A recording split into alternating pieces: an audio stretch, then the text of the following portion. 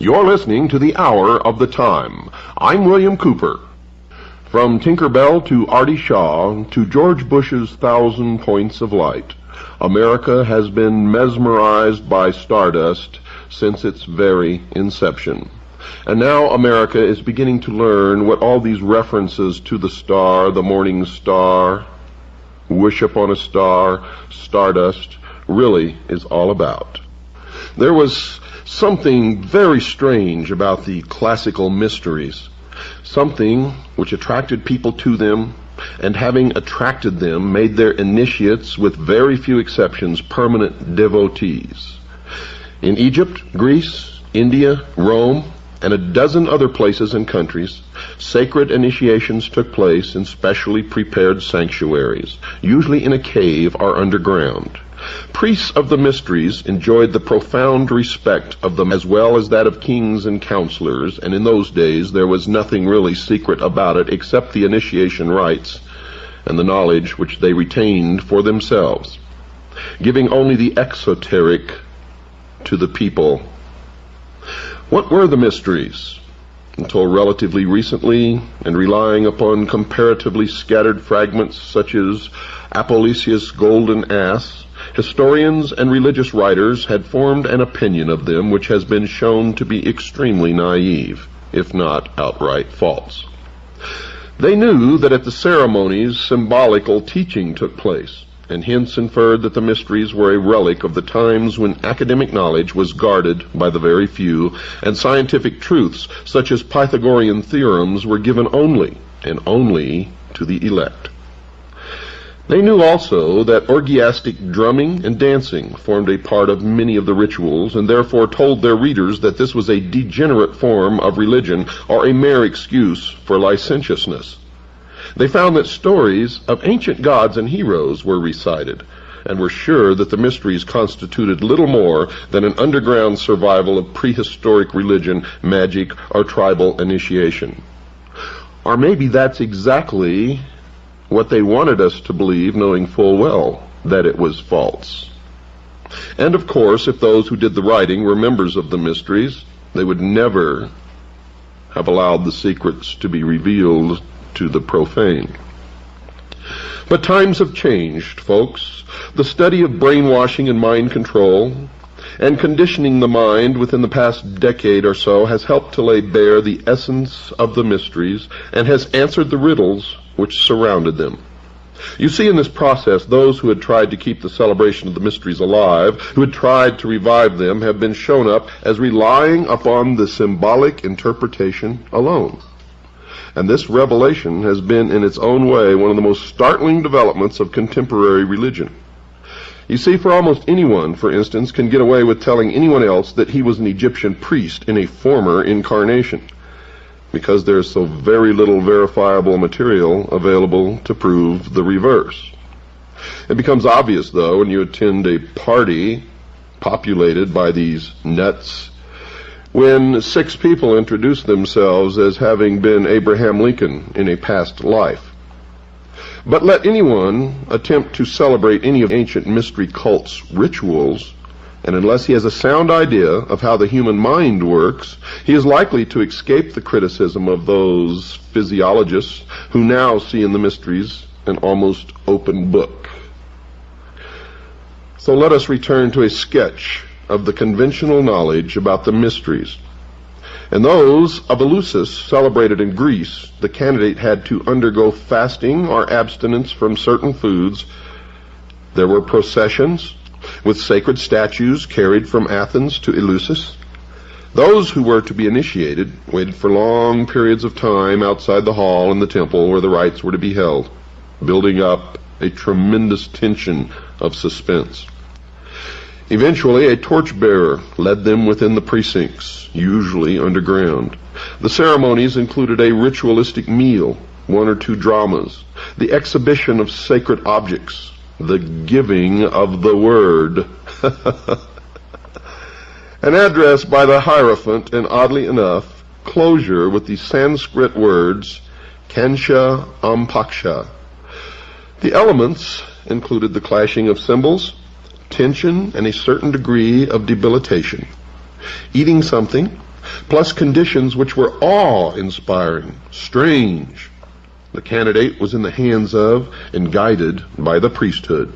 Other factors were drinking a soporific draught, symbolic sentence of death, whirling around a circle. Initiation ceremonies of secret cults, the mystery type, invariably involved tests, sometimes most severe ones.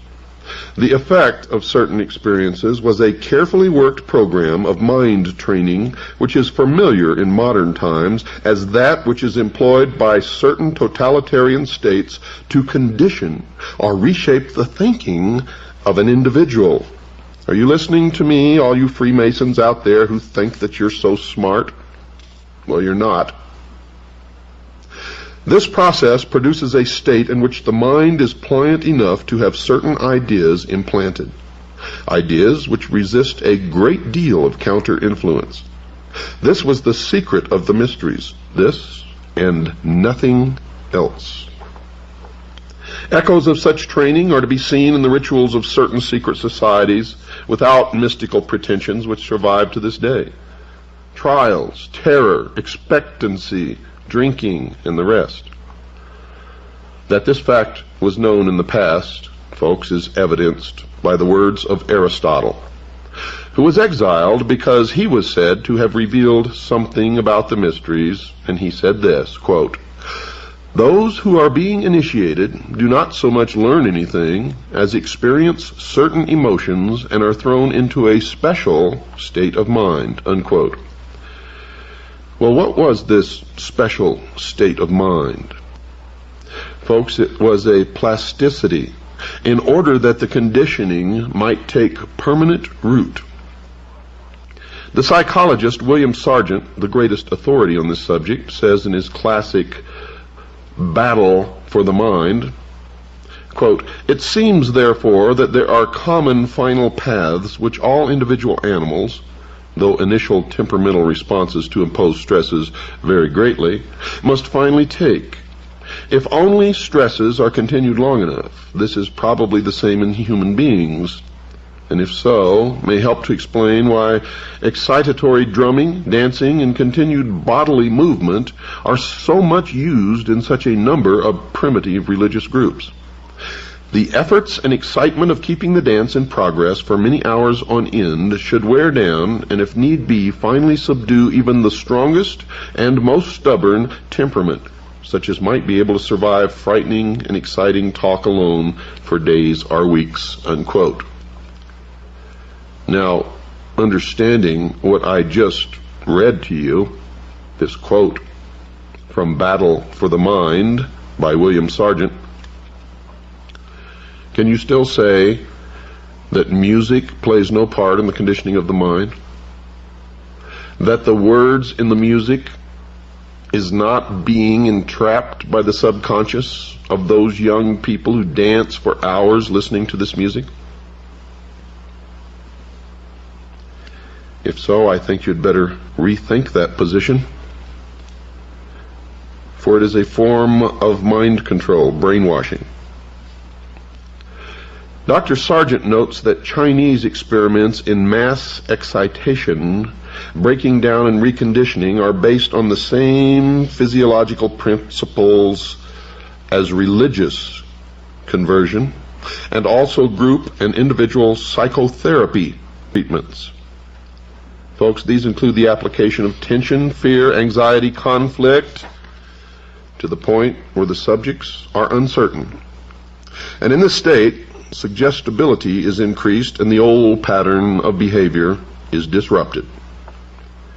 The fact that the devotees of the mysteries were thoroughly conditioned to them and felt that they were important in their lives is seen in much historical evidence. Even in the 4th century of the Christian era, the Greeks were insisting that they, quote, would consider life unbearable if they were not allowed to celebrate those most sacred mysteries which unite the human race, unquote. Now, the work of those who have pointed out the function of the mysteries as mind training and conditioning has, of course, evoked no answer from those who still think that the rituals are mere symbolic representations of knowledge or of facts. And indeed, they cannot admit this simply because they would be admitting their own foolishness and stupidity in the process. So they will resist at all costs and continue to go to their meetings, for to do otherwise would be to confront their own fallibility. And in human nature, that is one of the most difficult things for any individual to do. We all realize that. It's interesting to note, folks, that the ecstasy which is produced by excitatory methods and is followed by manipulation of the mind is still sought by members of many secret cults who are aware of the scientific explanation. You see, irregardless, even when they know this, they still seek it out, because for them it fulfills some terrible need way down deep inside their gut. Their reaction is that the experience may well be induced by physical methods, but in spite of that, and this is what they say, quote, it is nothing less than actual spiritual communion with a supernatural power, unquote. This is the point at which scientists and mystics cannot agree. The mystic feels sure that he has experienced something sublime, and who's to say that they haven't? For if you have not experienced it, you have no basis upon which to make a decision. But to experience it is to put yourself in a position to be controlled by others. So we are in a quandary now. How do we explore this? The scientist tells the mystic that it is an illusion. He just simply will not believe it. The situation reminds one of the time when someone produced the soul of a departed relative to tell a spiritualist that there was no life after death. Although this is alleged to have happened in Ireland, one can visualize it taking place easily enough in the mutually heated atmosphere of scientists versus mystic anywhere in the world. The orgiastic side of the mysteries also has a place in the sphere of psychology. The catharsis, or the cleansing of the mind, which the secret cult of the Cathari experienced after ecstasy, is paralleled by the modern therapist's procedure in bringing his patient to a state of excitement and then collapse before implanting what he considers more suitable ideas in the mind. Christianity, of course, has not been behind in its use of the mystery system for initiates, for it was not until AD 692 that every believer was ordered to be admitted to the worship of the Christians, following the period when it was thought advisable to celebrate certain parts of worship in secret. You see, Christianity in the beginning was a secret society itself, and the correct name for it was the Friendly Open Secret Society, although in the beginning there was nothing open about it. Traces of this survive in such customs as that of the Greek Orthodox Church, where the priest celebrates divine worship behind a curtain, which is only taken away during the elevation of the host. Quote, since at that moment the worshippers prostrate themselves and are not supposed to see the holy sacrament, unquote. The reason given for the secrecy of the practice of the Christian cult gives a clue in explaining that the celebrant must be prepared by expectation. St. Augustine laid down that secrecy was essential because The mysteries of Christianity were incomprehensible to human intellect and should not be derided by the uninitiated. Secondly, because this secret produced greater veneration for the rites. Thirdly, that the holy curiosity of those to be initiated into the experience of Christianity should be increased in order that they might attain to a perfect knowledge of the faith. And to tell you quite frankly, folks, in my study of mind control, the Christian church would swell well beyond any conception or imagination of what their numbers could be if they had continued their secrecy. Saint Basil, de Spiritu Sanctu, Cap, let me see, that's the 17th. That's a writing, folks. Tells how the fathers of the church, quote, were well instructed to preserve the veneration of the mysteries in silence. For how could it be proper publicly to proclaim in writing the doctrine of those things which no unbaptized person may so much as look upon, unquote. Now this all sounds silly to us today. But believe me, folks, there is nothing silly about it, and if it were practiced today as it was then, the Christian church would be more powerful than you could possibly conceive. Now remember, this is the results of our research. I myself consider myself to be a Christian, and that I follow the teachings, the words of Christ in my daily life, not the dogma of any church, not the preaching of any minister or priest, but simply and only the words of Christ. Seated upon the foundation of that which God gave us early in our history, the moral code called the Ten Commandments, as they were originally given to Moses, and not as they were changed by man in the form of the Pope. The origin of mystery ceremonies seems to be India, or at least the place and time when the Brahmin priesthood started its initiations. The ceremonies were based upon the Hindu myths, but the procedure followed in training the aspirant is strikingly similar in Egypt, and Egypt profoundly influenced Greece. Now what's left out here, and the reason it's usually left out, is because any mention or discussion of the Babylonian mysteries or the Babylonian religion is usually met with much criticism and derision by those who believe that it was a terrible institution. The mysteries definitely came from the East, and the East in the mysteries still survives today. When one Freemason greets another and he's not sure if he's really a Freemason, he'll ask him if he's a traveler, or if he's traveling, or if he is a fellow traveler. All, I might add, were the same code of identification used by the Communist Party in this country, because communism and the mysteries are the same entity, as are socialism and the mysteries. When they meet, and this exchange takes place, the one being queried if he is indeed a member of the mystery religion will say, "Yes, I'm a traveler," to which the first, or the inquirer, will respond with, "Where are you going?" or "Where are you traveling? From where to where?" And the answer will be, "From west to east." For the east is the position of the rising sun, where the knowledge comes from. You see, for in our early history, it certainly can be proven to have come from the East. And the sun was the symbol of the intellect.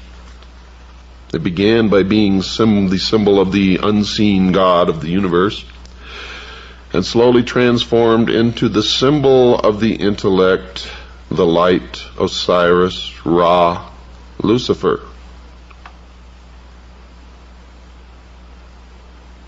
Prayer, fasting, and study were the first requirements when the Indian candidate prepared himself for the trials which were before him.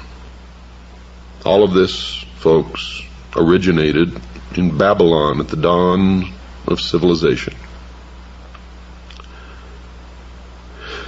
For the actual sight of the great gods and for the final word or teaching which would be implanted in his mind when it had become sufficiently prepared to receive it. And if the weather was cold, he would have to sit in the snow or rain, naked. In the torrid heat, he sat in the full blaze of the sun with 4 fires built around him to give additional heat. And this was the first part of the undertaking. While he repeated prayers and repetitions, which included the invocation for his complete conversion. This latter concentration falls upon the desires of the candidate is applied in more than one of the mysteries. Some of the initiation ceremonies were cruel and painful. Coupled with the word, which is given during the ceremonies, it means that the power of suggestion is being applied continuously and should penetrate into the mind at every moment when it is able to receive it. This period of dedication was succeeded by one in which he visited the underground cave of initiation, and when it wasn't in a cave, it was in a tomb or a crypt, such as the pyramids of Egypt, which were never tombs of pharaohs, but were, from the beginning until the end of their use, they were temples of initiation. Passing through a tunnel of complete darkness, the initiate emerged into the cavern, where 3 priests, dressed as gods, awaited him in resplendent and intimidating array. After being addressed and partaking in the oration of prayers, the initiate walked rapidly around the temple several times, this called circumambulation, and was then carried through several subterranean and unlit caves. During this time, there were wails, screams, and shouts from every side, while illuminated specters and other horrors abounded. At the end of this terrible experience, the aspirant came to 2 doors, which, when thrown open to the sound of the sacred conch trumpet, the conch, folks, is a shell, revealed a scene of brilliance and glory. This hall was full of every delight in the form of pictures, music, and perfume. The initiate walked to an altar in the room where he was again harangued and presented with his 7-fold cord which marked his passing through the initiation. Now, if we compare these proceedings with those which were said to be carried out among the Egyptians, the parallelism is startling even today. The candidate was taken to a well, which he had to descend until he came to a tunnel. Torch in hand, he passed through a door, which closed with a resounding noise, as if never to be opened again. He was met by frightful figures, which offered him a last chance of going back. Then he passed through a fire, swam through a dangerous underground stream, and as soon as he reached a door and touched a ring to open it, a blast of air blew out the lamp, which gave the only available light. Some type of machine swung him over a bottomless pit, and just as he was on the point of exhaustion, an ivory door opened, and he found himself on the threshold of the resplendent temple of Isis. Here the priests received him into their company. After this series of tests, he had to undergo fasting and what would nowadays be called indoctrination before he could be considered completely initiated into even the 1st degree. The foregoing experiences were followed by the higher degrees, those of Serapis and Osiris. And in the process, the wives of the priests would tease him and cajole him and try to get him to make love to them. And if he successfully resisted, then he could say that he had passed all the tests. But if he succumbed to their advances, he was not considered worthy.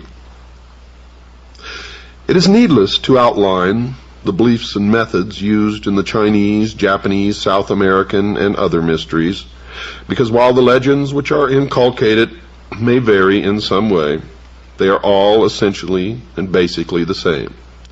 The training hardly varies at all.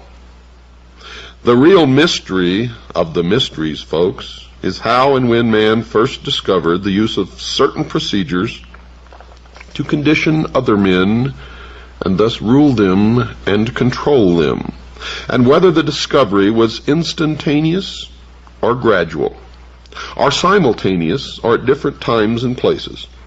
But one cannot date doctrines as one can archaeological finds by radioactive carbon dating. And so you've reached another milestone in your education into the mysteries, and this program is only half completed. And again, I must remind you that we have just begun, for we are essentially covering 6,000 years of the history of a hidden religion known simply as the mysteries. To Christians, it is Mystery Babylon. To others, it is called the Invisible College. In all cases, it belongs to those who consider themselves in possession of the only truly mature minds, and thus the only ones capable of knowing certain advancements in technology, sociology, and many, many other things. They call themselves the guardians of the secrets of the ages. And I can assure you, folks, they are in complete control of all elements of our society, military, and government at this time. So it is essential that you learn these facts about them and their organization so that we can decide our future. Don't go away, folks. We've got to take a short break. I'll be right back right after this pause. The cult of Mithra, the intercessor between man and the Persian divine power Ormuzd, was once an extremely widespread one, for it is the original cult of the sun. From its origins in Persia, the faith spread to Babylonia, Greece, and finally the Roman Empire, where it struggled against Christianity at the latter's inception. Christianity believes that it won with the decline of the material virtues of the Romans, but there are people who worship the solar deity today, and even London has its Mithra temple. Mithra was said to give his worshippers success in this world as well as security and happiness in the next. Sound familiar, Freemasons? He was originally a genie, the worldly representative of the invisible power which ruled the affairs of men. Later, and the cult probably has a history of over 6,000 years, he became thought of by his devotees as being not just one of the 28 genii, but the only one which mattered, and the only one who could cater for the wishes and needs of the people. Thus it was that the ancient Aryan worship of Ahura Mazda, the Supreme Being, was displaced by that of one of his representatives. Now, one way, folks, you can tell who or which corporations or businesses or societies belong to these cults is to look at these names, such as Saturn, Mazda, etc.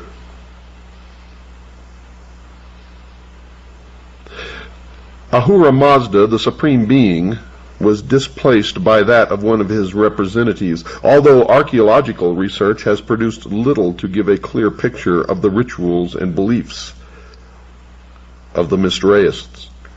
A considerable amount of secret lore still survives in the East, from India to Syria, which gives one a good idea of exactly how the members of the cult thought and just exactly what their magical ceremonies were. 3 ritualistic objects are used by Mithraists: the crown, equivalent to the sun and power of the supernatural kind; the hammer or club, symbolizing creative activity of mankind; and the bull, which stands for nature, virility, increase. By the proper understanding of these objects and just exactly what they represent, Mithraists have it that the ordinary man can transcend his environment, can become great or successful, or can achieve what he wants to do and enters a delightful afterlife. What must he give in exchange?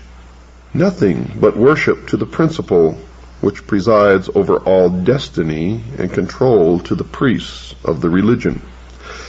Now let's regress just a moment and let me explain to you why the bull. Throughout the ancient world you see the symbology of the bull. Now you have to remember this history goes back 6,000 years, the first 2,000 of which, looking back, is the Christian era. Now remember, this is the age of Pisces, or the two fish. The 6,000-year period started in antiquity when the sun was in Taurus, or the bull. That is the meaning of Baal, or Baal. The golden calf was the representation of the house of the sun, or the age of the bull, or Taurus. It was really the same old mystery religion, the worship of the unseen God of the universe, represented by the sun, which over the centuries and millennia has become the worship of the intellect, with the sun the representation of the light, or Lucifer, the one who gave man the gift of intellect. Now after the age of Taurus came the goat, or the ram, and this was symbolized by the symbol of the goat, or the goat of Mendes. For in Mendes there was a temple erected to the worship of the mysteries. And since the sun was in the house of the goat, or the ram, the object of the exoteric worship by the masses was the goat. When the sun passed into the house of Pisces, or the two fishes, the Christian era began. We are now on our way out of the age of Pisces into the age of Aquarius.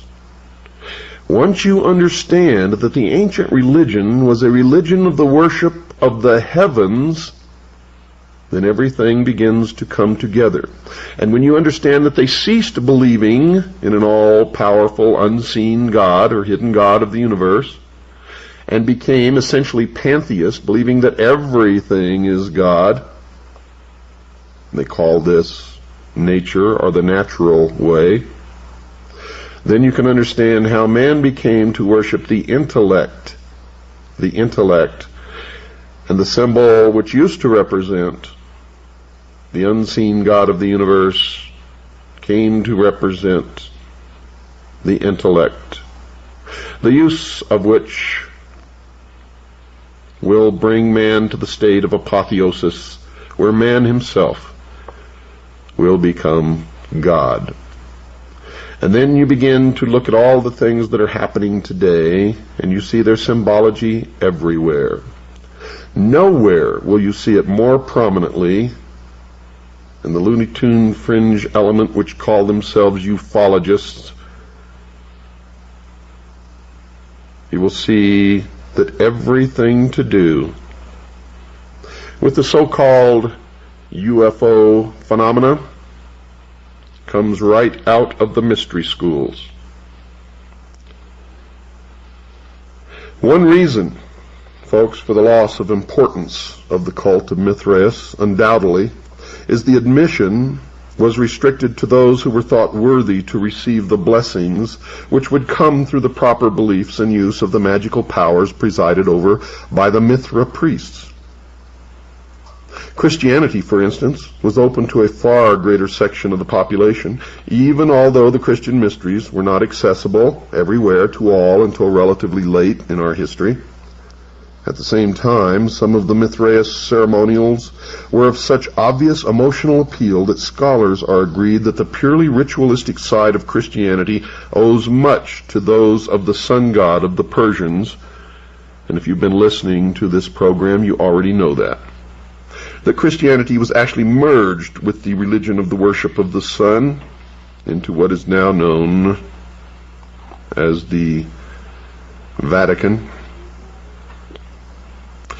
The lowest degree of initiation was known as the sacrament and could be administered to anyone. Theoretically, who could be relied upon to keep a secret and who would eventually develop into a regular and devout worshiper. This degree was called that of the crow, and it symbolized, according to present-day Mithraeus, the death of the new member, from which he would arise reborn as a new man, and today the crow is known as the phoenix. This death, or symbolic death, spelt the end of his life as an unbeliever, and canceled his allegiance to former and unaccepted beliefs. The use of the word crow probably derives from the ancient Persian practice of exposing their dead to be eaten by carrion birds, which is still carried on by the Parsi community in India, who follow parts of ancient Iranian religion as supposedly taught by Zoroaster. But if the crow symbolized death, it was also the delegate privileged to take over the human body after death. Of course, this meant that in a sense it was superior to humanity. Thus it was that the members of the cult was superior to the ordinary run of mortals. They believed themselves to be a separate race of man, and still do. The candidate descended 7 steps into the temple, which was an underground one, fashioned in the shape of a cavern, and made to look as much as possible like a natural cave. Initiation tests now took place. The newcomer was pursued by wild beasts, priests in animal skins, demons, and all sorts of terrors. He had to fast for 3 days. In this debilitated, altered, and plastic state, he was given a lecture by a priest on the responsibilities which were now his. Among these